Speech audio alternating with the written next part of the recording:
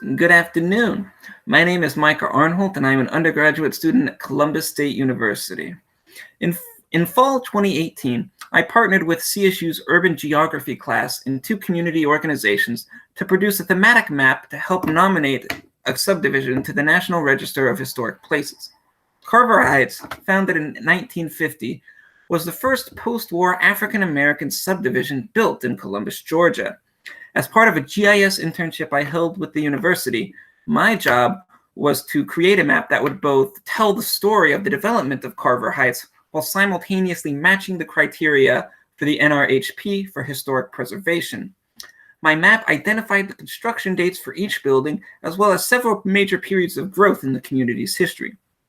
It was successful in its job, giving the class vital information to complete their own project, as well as being used by the project leader, Dr. Amanda Reese, in her own nomination efforts. While my work in the project was a fairly simple and straightforward application of ArcGIS, I began to wonder about the broader role of GIS within historic preservation efforts. In particular, how is GIS actually used within the field of historic preservation, and what additional perspectives or strategies might I be able to employ within my own project? Over the course of my research, it became apparent that there are three major benefits of GIS to historic preservation: the relational analysis of spatial and non-spatial data, the spatial analysis of patterns based on data sets and location, and the visualization of this information, or the visualization of this data graphically through thematic maps. To tease out how these benefits were realized in the broader historical discourse, I situated my own project alongside two other GIS case studies. The creation of a GIS site selection model designed to evaluate historic structure candidacy at an abandoned military base, and the UNESCO World Heritage Project that used geodatabases to preserve and manage at-risk historic town centers in Uzbekistan. I broke down each case study to understand how relational analysis, spatial analysis, and visualization were embodied at each stage of the project. I then analyzed the results using the lens of one of my own interests, space syntax. Space syntax is an urban morphological approach that quantifies the relationship between social ideas and the built environment, with the ultimate idea being that the spatial layouts of cities, streets, and buildings embody the very social and historical processes that inform their creation. Applying this theory to historic GIS would enable me to analyze the ways in which these projects utilize GIS, see what, if any, gaps existed in their methodology, and hopefully encourage more impactful outcomes for future efforts. And if we come over here and look at the table in the center of my poster, we can see how each of these three projects enhanced people's understandings of these sites along these three lines, demonstrating the use of GIS in the combination of geographic and historic data, the analysis of site patterns, and the visualization of this information in a way that engages a wider audience. However, from the point of view of space syntax, these analyses did not reach their full potential. The primary limitation of spatial analysis tools of ArcGIS, the main software used in these programs, in these projects, is their reliance on metric statistical techniques that elide the ways in which people actually perceive and interact with sites.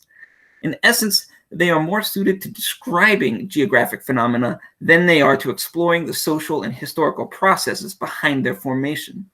For example, while the model run at Fort Ord was ultimately successful in identifying historically significant structures, the model creators noted that two of their metrics used in the relational analysis process, their prominence and accessibility metrics, were not capable of capturing the topological and organizational factors that affected how people actually perceived and understood the significance of certain military buildings.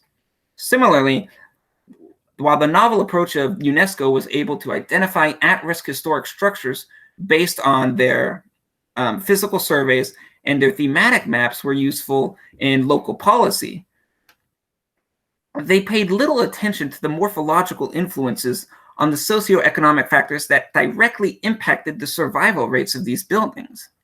Finally, for my own map project, While the spatial analysis of construction dates was certainly useful, a deeper understanding of the relationships between the spatial functionality of Carver Heights and the racial tensions that influence its design would help to illustrate the historical significance of the community in a more impactful manner. Ultimately, I believe that space syntax theory within the field of historic preservation can add a deeper level of spatial analysis that can supplement the traditional empirical techniques of ArcGIS with a more topological understanding of the built environment.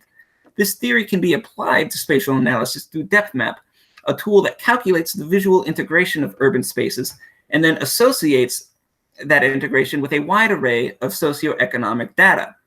For example, within the Uzbekistan project, by isolating the morphological components of social deprivation and how they affect the preservation of historic structures, we could create a predictive model that can identify where at-risk or where clusters of at-risk structures are most likely to occur. This cuts out much of the effort involved in the exhaustive field surveys conducted by UNESCO over a period of 7 years. In the case of Fort Ord, their site analysis model could be enhanced by the addition of view graph analysis measures for people to better understand the visual prominence and hierarchy of military buildings according to their levels of visual integration within their surroundings. And at Carver Heights, an analysis of the segregated nature of these street segments could better represent the historic racial tensions that led to the creation of an isolated, self-sufficient neighborhood. In conclusion, I propose that the application of space syntax theory and DepthMap technology would allow historic preservationists to more fully integrate historical accounts of sites within their geographic context and understand spatial systems as producers of historical meaning. Thank you very much, and I look forward to your questions.